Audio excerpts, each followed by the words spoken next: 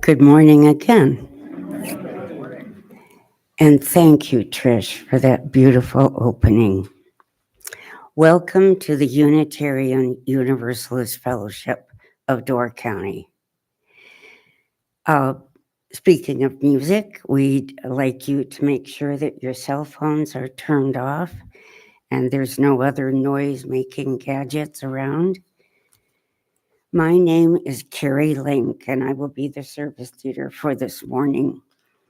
As a member of this fellowship for the past 22 years, and on behalf of this fellowship, I welcome each and every one of you to this morning's service.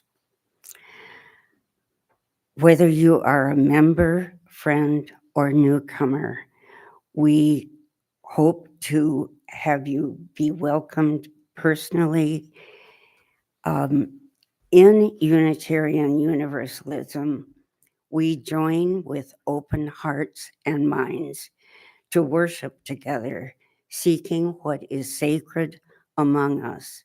We are part of a long liberal tradition of reason and tolerance, of hope and liberation. We acknowledge that revelation is never sealed and empower ourselves to search for new truths. We respect the whole self, mind, body, and spirit working together, and we encourage each other to be true to ourselves. So, welcome, whoever you are, wherever you come from, you are welcome here. We also welcome any of you who are joining us online. And I'm wondering if there are any visitors here this morning.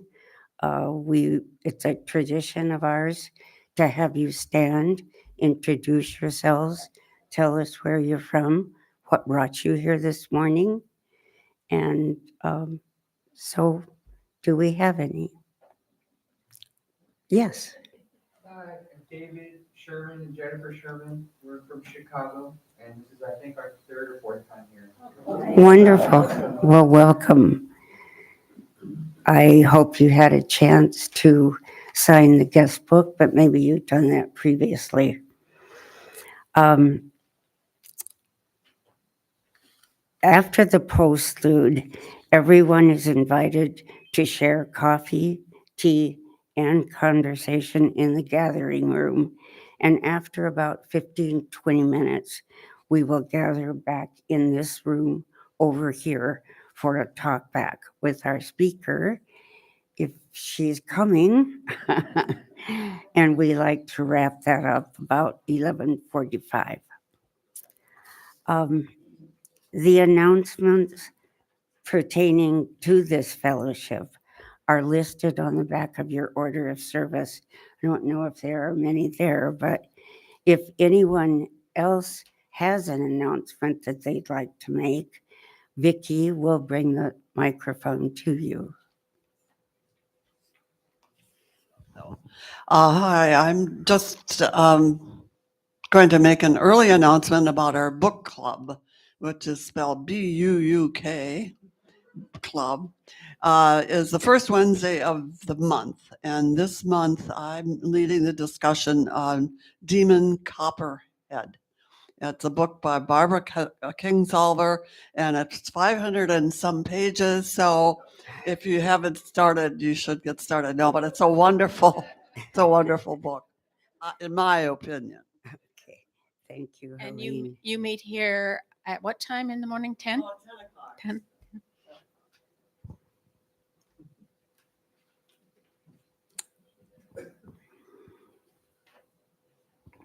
Hi, my name's Gwen Grayboys, and I'm the lead on the Environment Committee, and we're going to be sponsoring or hosting a live stream this coming Tuesday, January 30th at 2 p.m. here. It's a presentation given through The Guardian magazine about whether we should all be vegan or not. They are talking about the advantages from a strictly ecological standpoint of being vegan, not discussing any humanitarian, or morality issues about being vegan.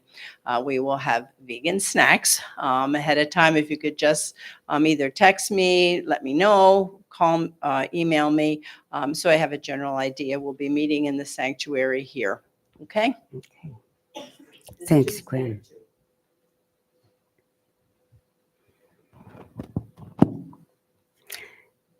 I've had a couple of people this morning come up to me and say, what is it about you that makes all of our speakers or the speakers late? I have no idea. If anybody has any ideas, let me know. I'll change. Oh. All right, we will now open this morning's service with the lighting of our chalice after these words by Bruce Southworth. For the gift of this day and for our community of spiritual nurture and compassion, we give thanks. We light this chalice as a symbol of our faith. May our many sparks meet and merge in communion of heart and soul. Thank you, Cindy. Please stand as you are able in body or spirit for hymn number 86, Blessed Spirit of My Life, and then remain standing after the hymn for the UNICEF affirmation and doxology.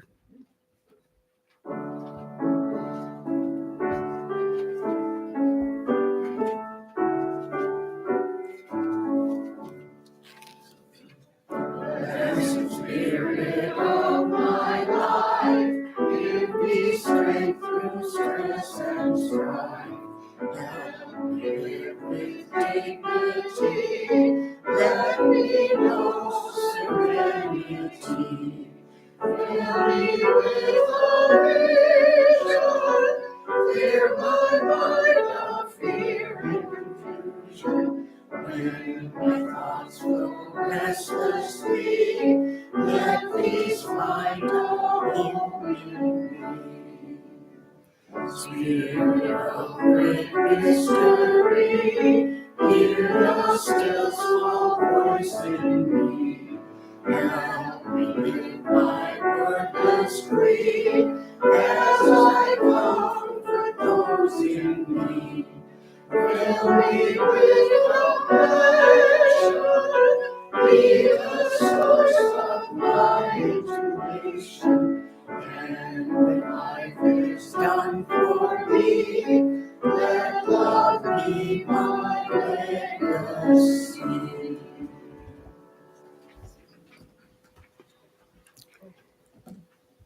We gather together to seek knowledge and wisdom, to explore freely the vast reaches of mind and spirit, to celebrate within a caring community those truths, ancient and modern, which give meaning and direction to our lives.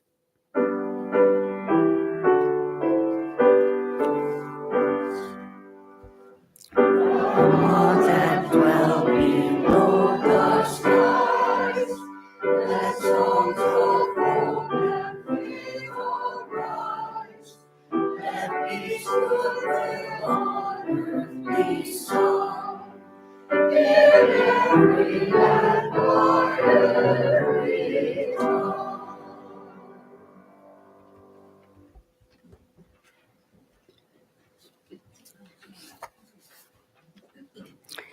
We will now have a time for joys and concerns. Is there something that has happened to you, good or bad, which you would like to share? Sharing these things help us to be more caring. And if you would like to share something, Vicki will bring the microphone to you. Just raise your hand. I'll start the ball rolling by telling you that this past Wednesday, the 24th, Dave and I celebrated our 60th wedding anniversary.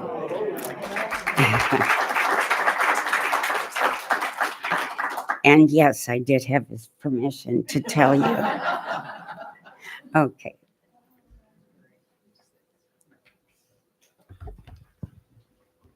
Well, I'd like to say thank you for the PMA from all of you on my surgery on Wednesday.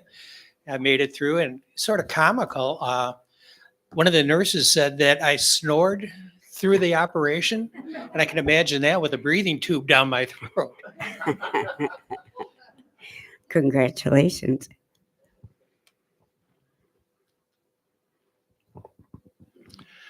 So I want to thank everybody for the cards and phone calls and thoughts and everything about my upcoming surgery. Glad it worked out for you. February 8th is the date, and I'll see you after that. Okay. We'll be with you.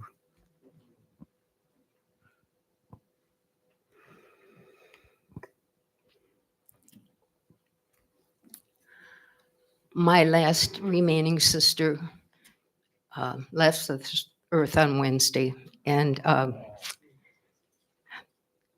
she was. I'm not so sure she knew what was going on, but I wasn't with her, but I was with her shortly before that. So think of her, send a prayer too.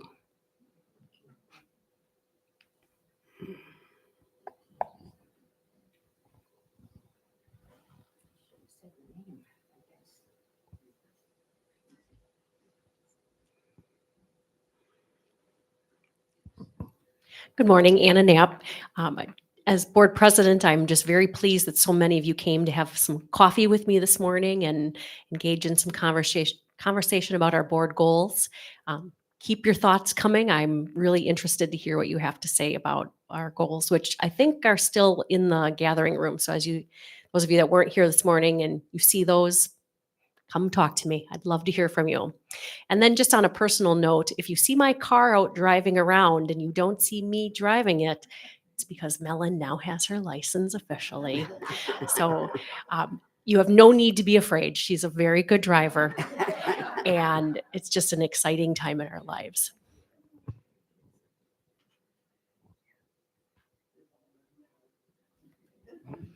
Ruth Budick, and my daughter is sitting next to me. She's visiting from Austin, Texas, and later today, her daughter, who lives in New York, is coming also, and she is freshly engaged in Paris.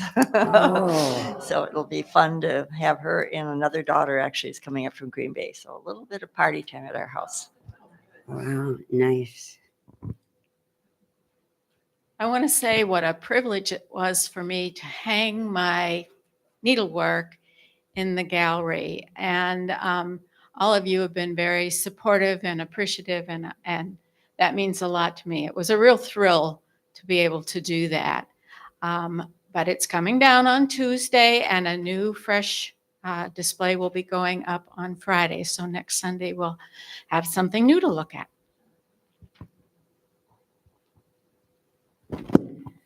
Thank you, Vicki.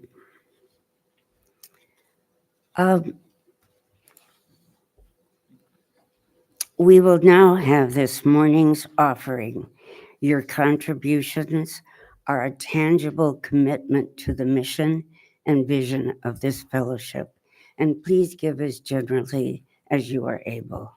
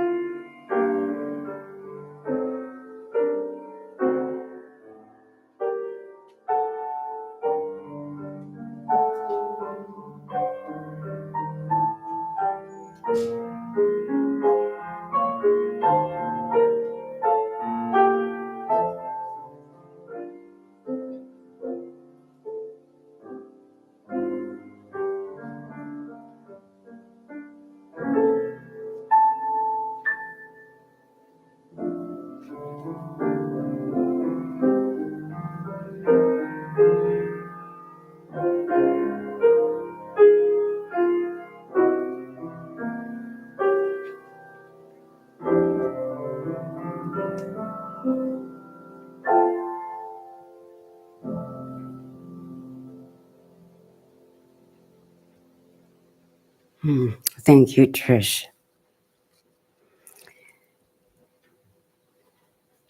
We will now have a moment of quiet in which to silence our busy thoughts and to appreciate our peaceful surroundings.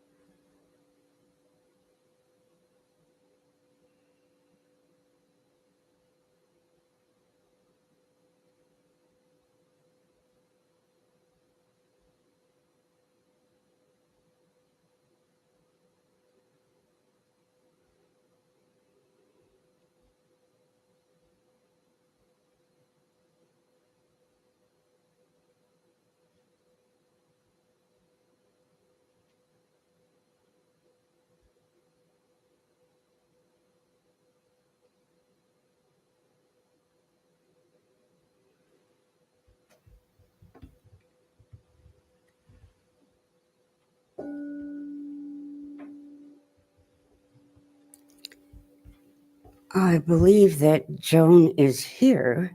Yes, she is. Hi. You're just a wee bit late. Thank you for waiting. Yes, thank you. I'm glad you got here safely. I set the land record for driving from Valby to Ephraim. Is that in your way? Is that in your way? No. Okay. I'm sure I don't have to explain to a group of people near my age, how it could happen that after having been doing this for 20 years, I got the time wrong this morning. When Cindy called me, I said, doesn't it start at 11? But I'm very happy to be here. The reading this morning is from the wonderful Robert Fulghum. He writes, 2 young college men who lived near me asked for a ride one morning when they were late to work. Their summer construction job was near my office, so I was glad to give them a lift. In the car, I asked, well, guys, besides working hard and playing hard, what's happening in your lives? They exchanged glances, and then one of them said, we're eating a chair. What? Yes, it seems that their college philosophy teacher had given them a summer assignment that said, do something unique and memorable, not dangerous or foolish, but something creative and inventive and instructive, and then write it up and explain what you learned from this and how it might apply to a philosophy of life.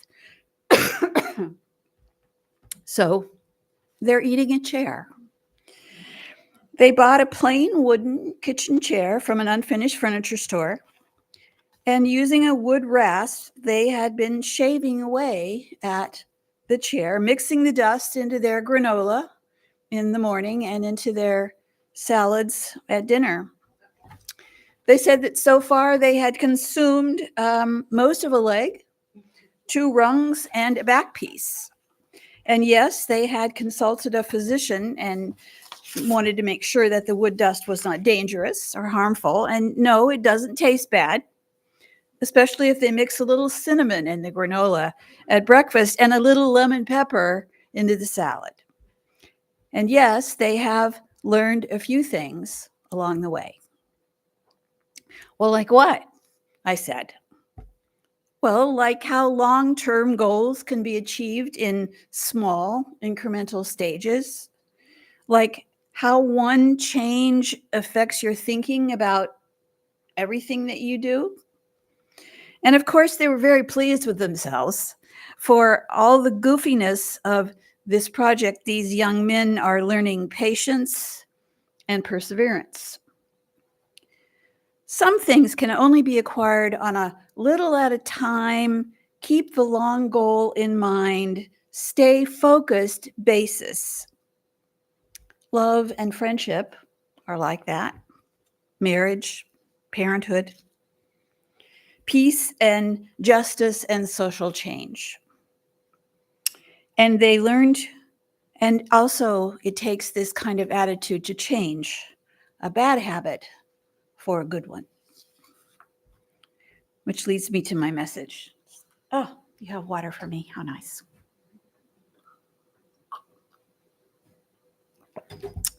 I went to college with one of the biggest complainers I've ever known in my life. It was almost impossible for her to do anything but point out what was wrong. She could find something to grumble about in the most positive events. If it was a beautiful sunny day and we remarked on it, she would say, yeah, stay out too long and you'll get skin cancer. If she had won the triple super megabucks lottery, her first remark would surely have been to gripe about the taxes she would have to pay on the gain. She's not the only complainer I have known. I was riding in a car with friends in Sturgeon Bay a couple of weeks ago. And the driver announced, oh, I hate this time of year. It's so cold and ice and slush dirt. Ugh, I just can't stand it. Not too much later, the woman riding shotgun said, what's with that idiot in the Hummer over there? How completely obnoxious to drive such a gas-guzzling, environmentally destructive macho machine. Makes me sick. And before we had gone much further, our other companion griped, why haven't they fixed the potholes in this road? It's been like this for 2 years. Why can't they fix this stupid thing? 3 complaints in a short ride to a restaurant. And you know, it all just seemed like quite normal conversation. At some point in my life, I decided I was sick of hearing myself complain. And I resolved to really try to stop talking negatively so much and become more positive with my speech. I tried to become more positive, but this is a hard change to make. I come from champion complainers. My grandmother and my mother were both prize winners. Just this morning, when I awoke, I said this prayer. Dear Lord, I've been good today. I've done right. I haven't gossiped. I haven't been greedy, grumpy, nasty, selfish, or overindulgent. I'm really glad about that. But in a few minutes, I'm going to have to get out of bed and I'm going to need some help from then on. Thank you. Amen. Most of us complain a lot. It's a cultural norm. I listen to a lot of comedians. And, you know, most comedy these days is just kind of humorous complaining. I've even stopped listening to them, except Jerry Seinfeld. We complain about the city council, gas prices, the weather, the neighbors. Our children don't listen. Our grandchildren are too tied to their mechanical electronic devices. You know, I just wonder if we haven't gotten way too accustomed to griping about the bad things and even the marginally bad things instead of looking at the good. And I realized that I certainly had decided, actually several times in my life, to try to really work on this. And at one point must have been about 2000, I made a bigger commitment to it. And that week I happened to be in Barnes and Noble and a book like literally fell at my feet. And it was called Complaint Free World by Will Byrne. I was going to bring it, but I ran out of time. I'm not going to complain about it. So this Bowen was the minister of a Unity church in Missouri who got the idea that if you could go 21 days without complaining, you could make a major difference in your life. So he tried it, and he found that he could become a happier, more positive person and affect the people around him in a positive way. It worked for him. So he shared the idea with his Kansas City congregation, and they decided to give it a try too.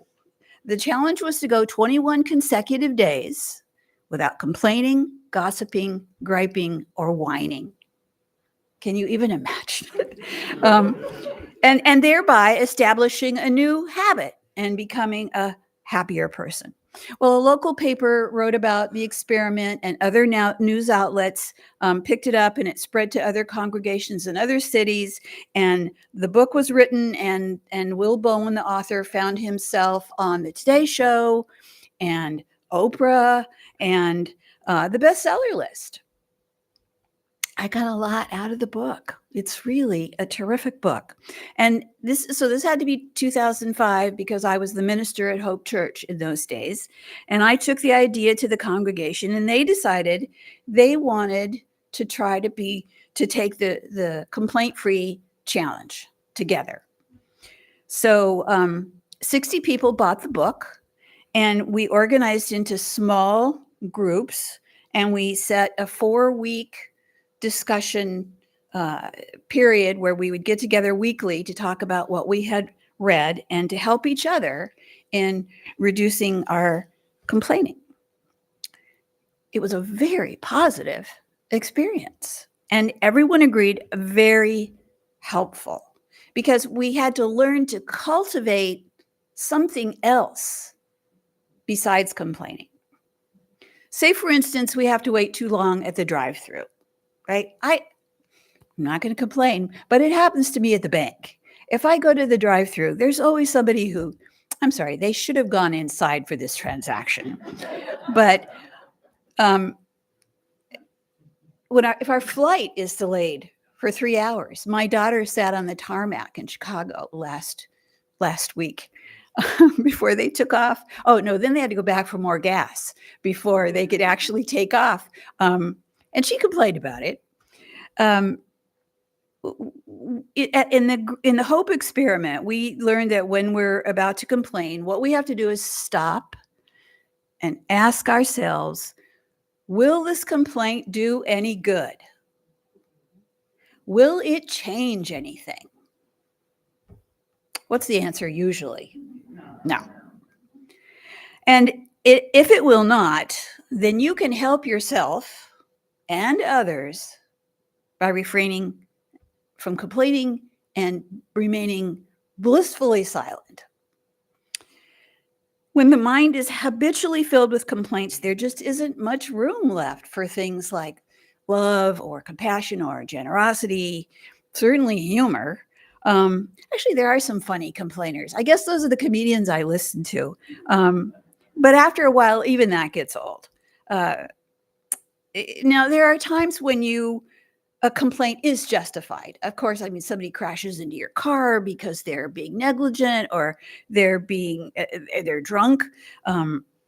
When someone disappoints us, it's okay to lodge a complaint with them, because sometimes that can help. And we don't have to decide to abandon complaining altogether. We just have to recognize useless complaining and how to refrain from it. And it's important to say this, that taking this challenge to stop complaining doesn't mean that you have to commit to give up thinking critical or complaining thoughts. If you think it, it's a pass. But if you speak it, you go back to day one. Now, what Will Bowen suggests is every time you're tempted to complain, you do more than express your unhappiness. You also try to find a solution to the problem. Directing a comment to someone who has hurt your feelings or has made a situation more difficult can improve the situation by your comment. Berating someone or just saying how mad, sad, disappointed, or angry you are is useless complaining. Now, wisdom suggests that before you complain, you think about the effect on your listener of what you're about to say. If the comment is not going to the place where change can be made, you probably shouldn't say it. If you do this for a while, start with a day, start with a week. And if you feel really brave, start with 21 days. You'll find that you become a calmer, happier person and someone who's known for good ideas instead of being a complainer. This week, I allowed myself to think about just a bunch of people I know or have known, and I found that there were certain people that when I thought of them, I smiled. At 201, they were non-complainers. And there were people that when I went, they were complainers. Now, is this a spiritual concern? I think it is. Absolutely. I believe that if we spend our lives constantly focusing on what is bad and what's wrong, we defeat our spirits. We become dejected and frustrated. And we risk losing our connection to the sacred, to our families, to our friends, to our communities. And I don't have to tell you, it's also bad for our health. Positive attitude goes a long way to being healthier, and so does a healthy diet, but don't get me started on that because that's where I'm at these days. You have to ask yourself, do you like being around the complainers that you know? Someone who sees the dark side of everything and lets it be seen? When you start paying attention, you will find that many of us engage in what I call recreational complaining. It's kind of a tennis game, you know, like first someone complains and then looks to you for reinforcement, and that's serving the ball to you. And then you respond because you know what they want with piling on how you also agree, or there's something even worse that they hadn't thought of. And so you've returned the ball to them. And I'm sure we can all think of many volleys where we've sat with our friends and had a complaint fest. I certainly don't believe that everyone should be completely satisfied with everything in their lives. I just believe life is a little better than the complainers suggest. And I want to say that stuff. But breaking a habit is really hard.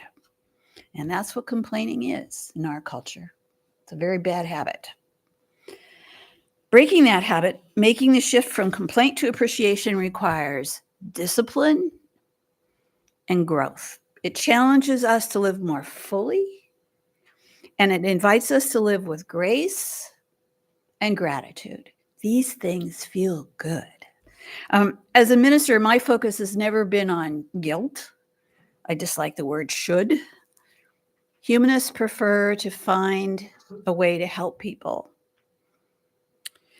And I'm pretty sure that this includes abandoning things like griping, gossiping, complaining, kvetching, grumbling, belly aching, and whining. Imagine your days being happier, more loving, more positive. Just think, suppose you were about to open your mouth and complain about the weather. Remember a couple of weeks ago when it's 2 degrees all day?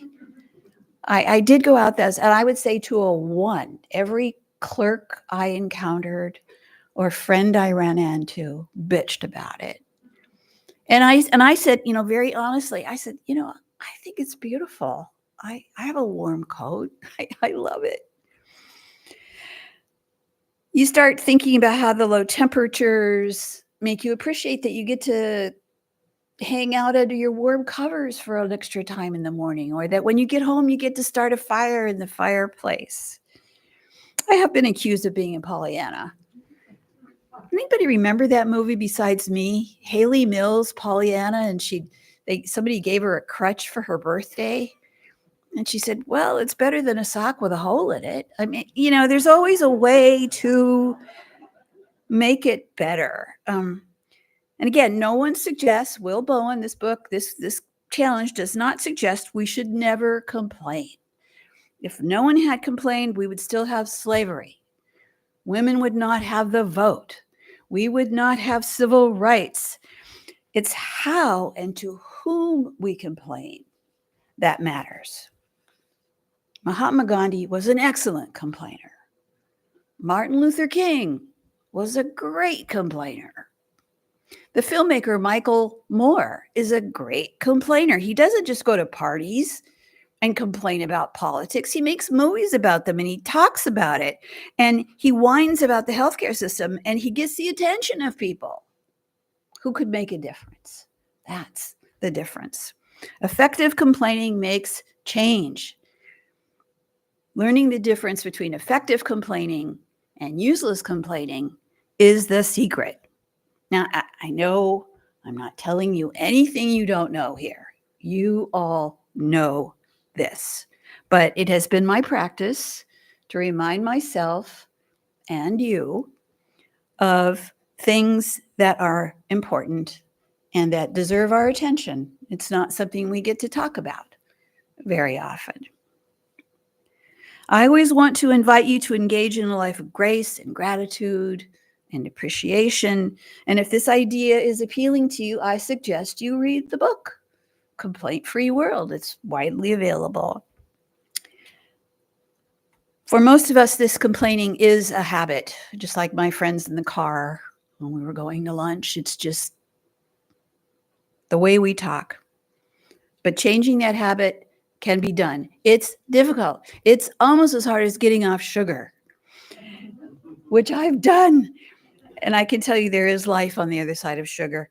But the main thing is you have to decide that you want to, but that's just the beginning. Wanting to doesn't get it done. It's a little by little, a little bit of time, a little bit of effort at a time. We become aware of what we're doing and what we're saying, and then we make a choice, small choices, one after the other, until we've acquired a new habit.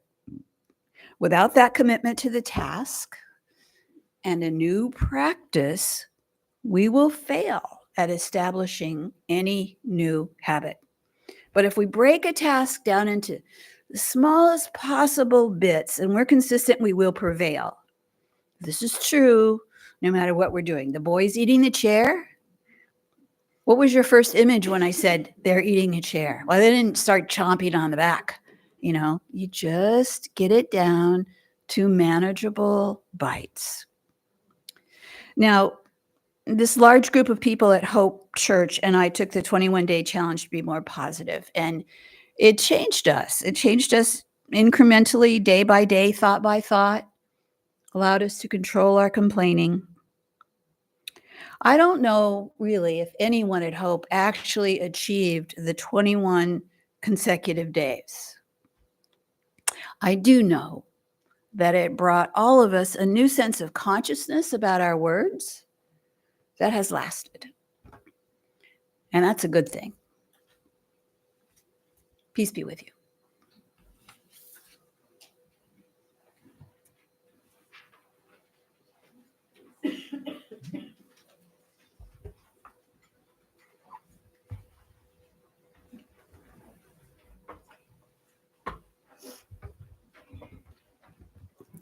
Thank you, Joan.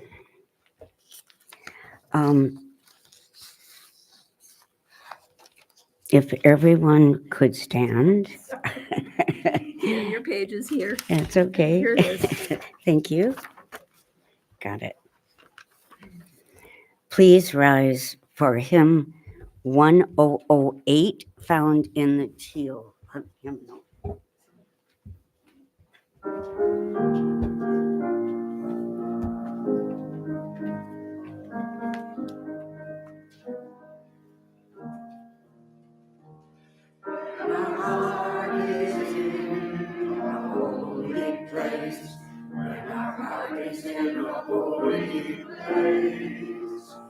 We are blessed with love and amazing grace. When our heart is in a holy place. When we trust the wisdom in each of us, every color, every creed and light, and we see our faces in each other's eyes, then our heart is in a holy place. When our when our heart is in a holy place.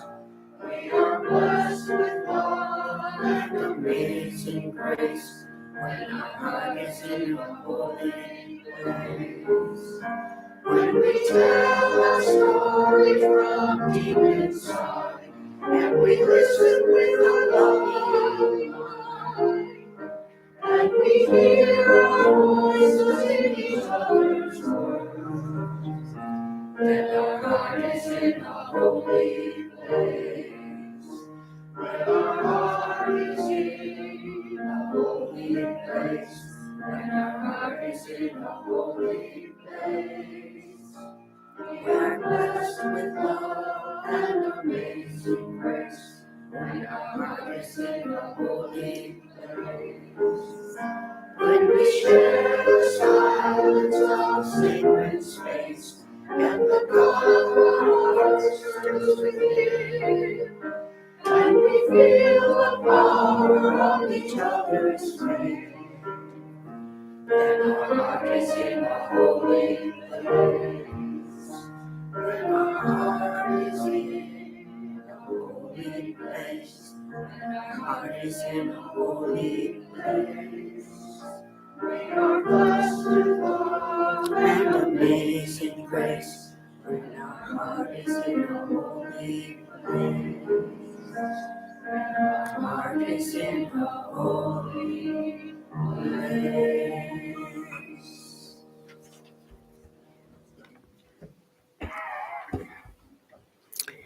The closing words are by Ralph Waldo Emerson. I am thankful for small mercies. I compared notes with one of my friends who expects everything of the universe and is disappointed when anything is less than the best. And I have found that I begin at the other extreme, expecting nothing, and am always full of thanks for moderate goods. Before